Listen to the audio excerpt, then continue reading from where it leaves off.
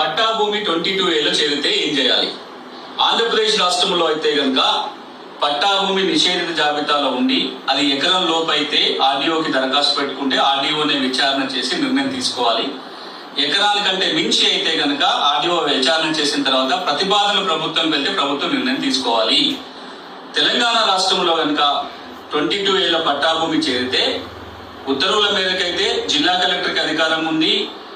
ధరణి ఇప్పుడు భూభారతి పోర్టల్లో ఒక మోడల్ ద్వారా దరఖాస్తు పెట్టుకోవాలి. కానీ ఇటీవల కాలంలో ప్రభుత్వం ఇచ్చిన ఆదేశాల మేరకు 22A పట్టా భూమి ఉన్నట్లయితే ఎవరికైనా దరఖాస్తు పెట్టుకోవచ్చు. ఏ రెవెన్యూ కార్యాలయంలో కానీ, రిజిస్ట్రేషన్ కార్యాలయంలో సబ్ రిజిస్టర్ కానీ, తహసీల్దార్ కానీ, కలెక్టర్ కానీ రాతపూర్వకంగా ఇవ్వచ్చు.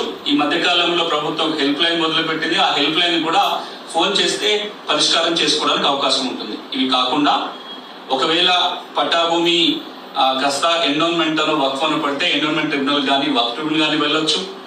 ఇదేది కానప్పుడు ఏ విధంగా ఏ కేటగిరీలో ఉన్నా కానీ సివిల్ కోర్టుకు వెళ్లి ఉత్తర్వులు తెచ్చుకోవడానికి కూడా అవకాశం ఉంటుంది.